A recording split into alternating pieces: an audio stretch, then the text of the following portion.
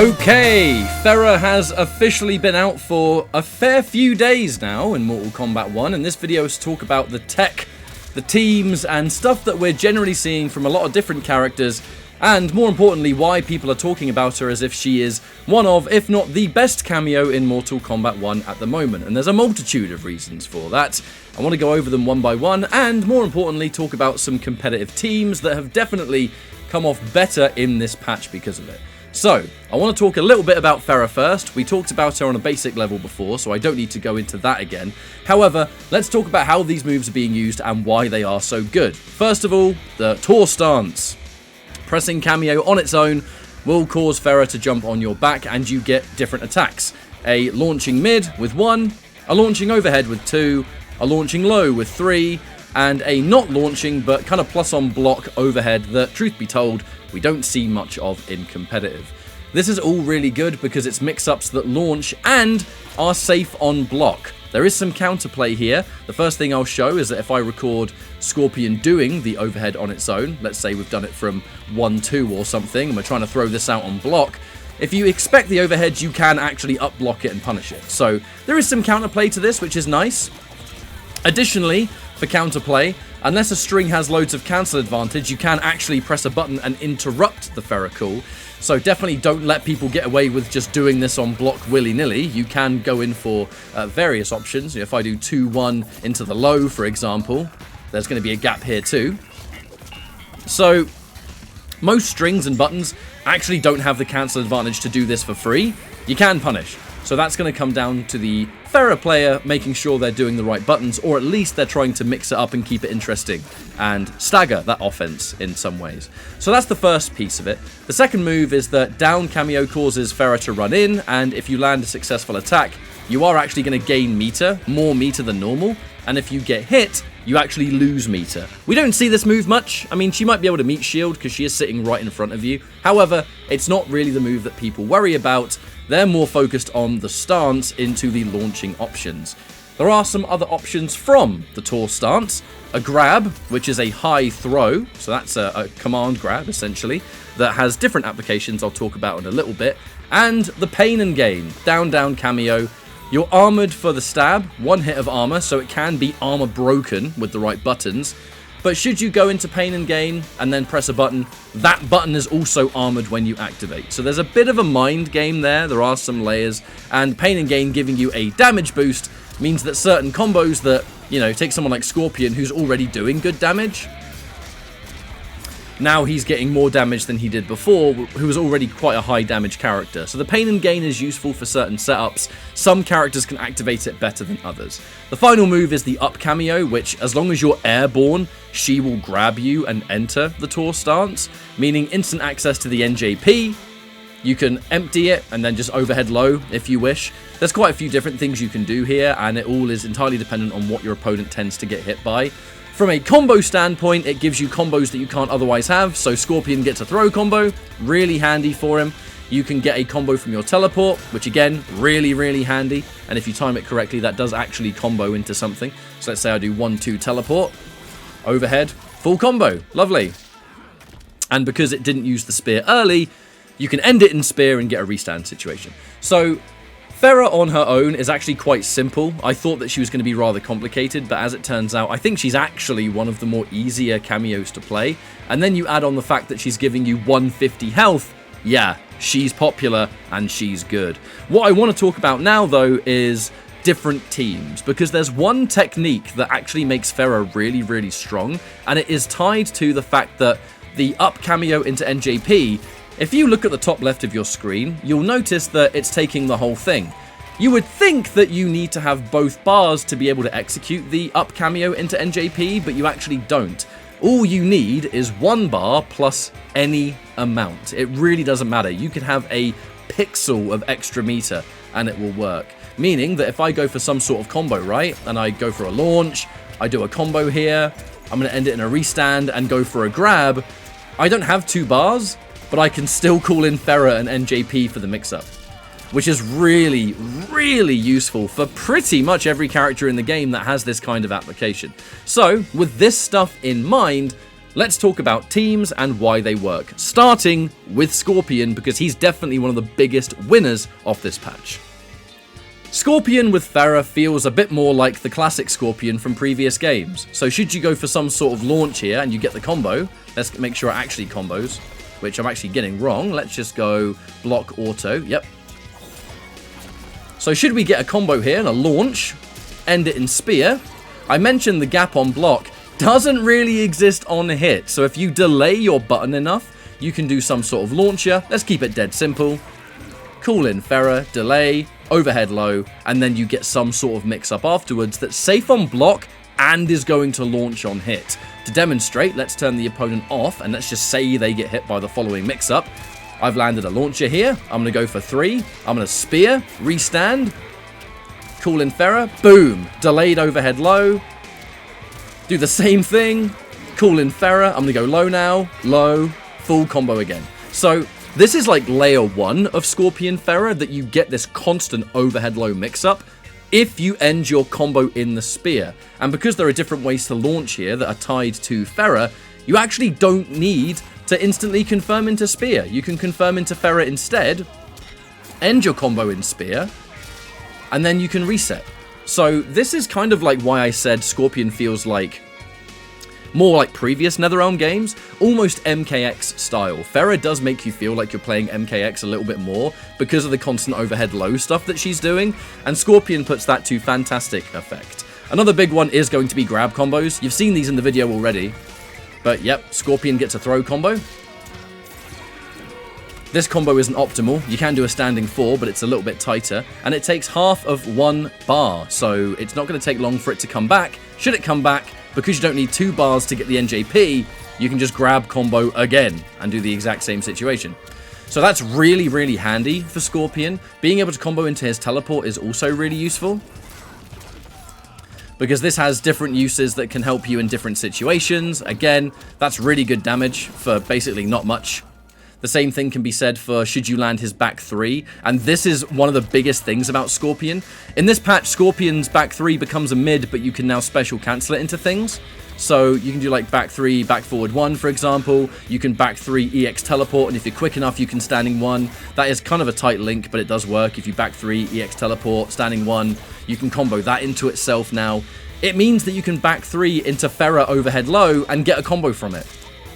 And because the back 3 has substantially more cancel advantage than his other buttons, back 3 on block into this is actually way harder to deal with. You can armor these gaps in a lot of cases, but off back 3, you can't really press buttons. And that's one of the many reasons that Scorpion Ferra is such a good team, because Scorpion Ferra has more health, grab combos, mix-ups, restand situations. He makes Scorpion play like previous Scorpion, and that's huge because Scorpion with this mobility and this range, but now overhead low mix-ups, really, really scary team, and importantly, really easy to play. Super, super easy to play. Scorpion Ferra is no joke, one of the easiest teams in the entire game to wrap your head around, and there's a reason almost every Scorpion is now using this team, because it's a bit messed up. It's really easy, really high damage, super rewarding for various mix-ups, and like I said, it just feels like a classic Scorpion with mix-ups plus mobility. So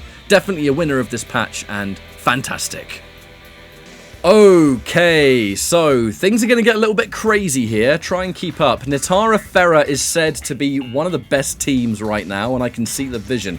This might even be a top 5 team. Nitara was a glass cannon that had low HP but high mobility and good damage, made even better by the fact that she's been recently buffed that her meterless dive kick now does this, which it didn't do before, and added safety to EX dive kick, where should this land, you're getting huge damage because of Ferra, on top of her already impressive damage on her own with Nitara. So I'm going to hit just a basic combo using Ferra. 2-2, overhead launch, standing 4, regular dive kick, 4, back forward 2 EX, and just finish it. Doesn't look like much now, but as we're doing the air string into the ender, you'll see we got just under 500 damage for 1 bar of meter. That is insane, and that's like a baby combo. That's so easy to do, and you can loop all of this together. Should you land her back forward 2 on its own, you can up Kameo NJP, do the same thing, same combo, End it again, and look at the damage! That was just back forward 2 hitting on its own. It's the combination of the buff dive kick plus the Ferra situations. I'm not even factoring in pain and gain yet, but this works off all of her practical touches. So 2-2 into Ferra works. 1-2, 1-2 into Ferra works. Back 4, her sweep, which is a crucial part of her mix-up game. Back 4 into the overhead low works. Like, all of this works so well for her, and it's perfectly in harmony for some of the highest damage, if not the highest damage, the game has to offer. If you want to spend more meter, you can do combos like this.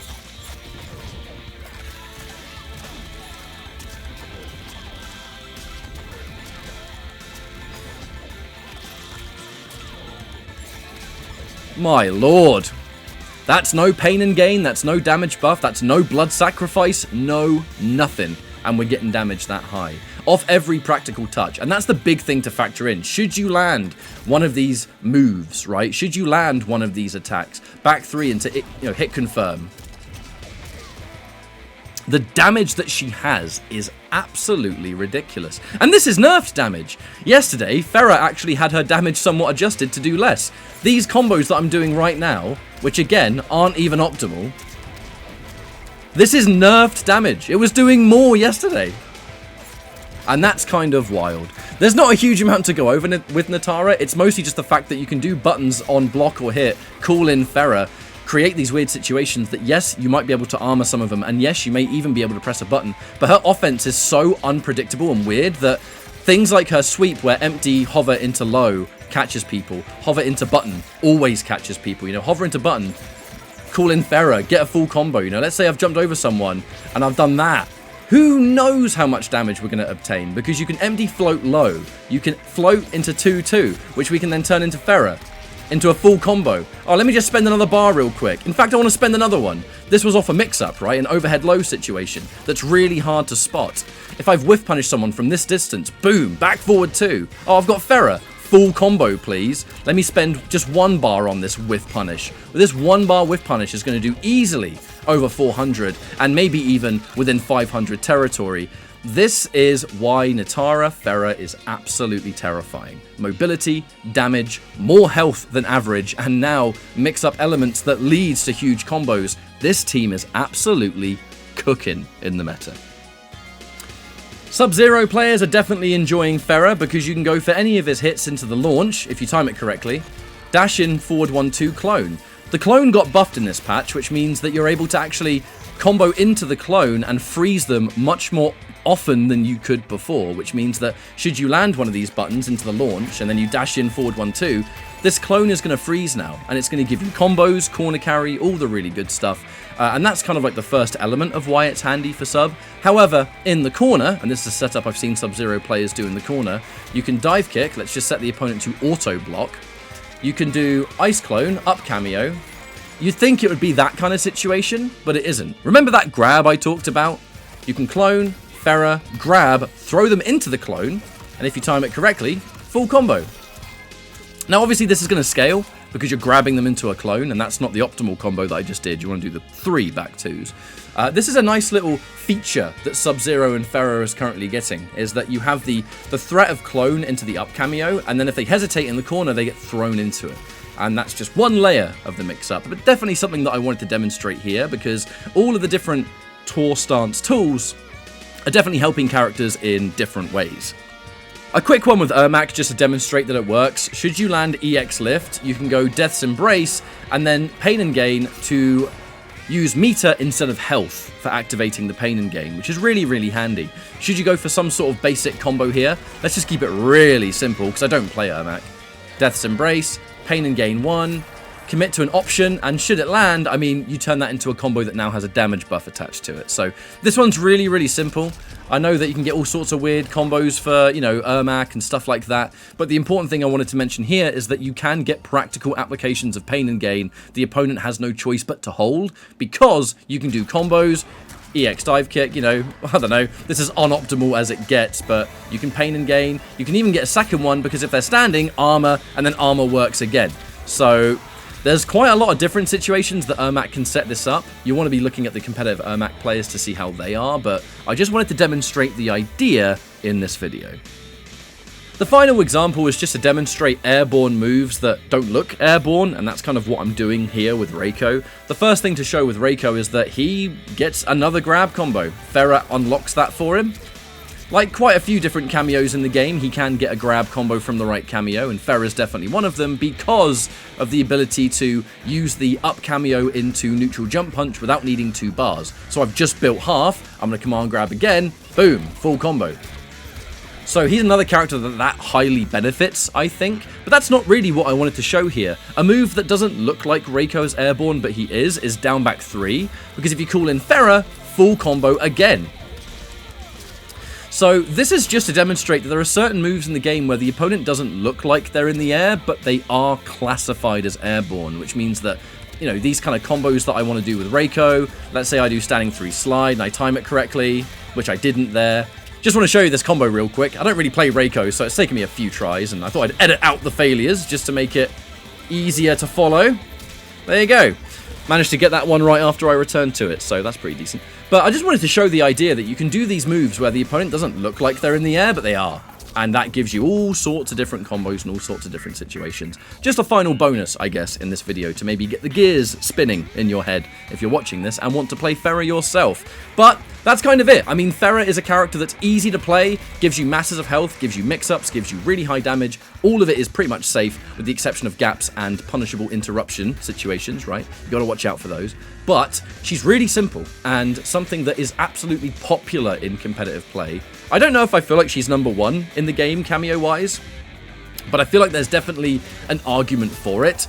I kind of want to see how things develop over time when people start, you know, interrupting gaps like this kind of situation. You can interrupt that. I want to see if that becomes a real thing later. Like, are people still going to watch for it? Whatever the case may be. This cameo is super interesting. So, let me know what kind of teams you're playing with Ferra, and let me know what you think of this video, because I like going into tech and new cameos. It's always a good time. Cheers for watching, everybody, and I will see you next time. Take care.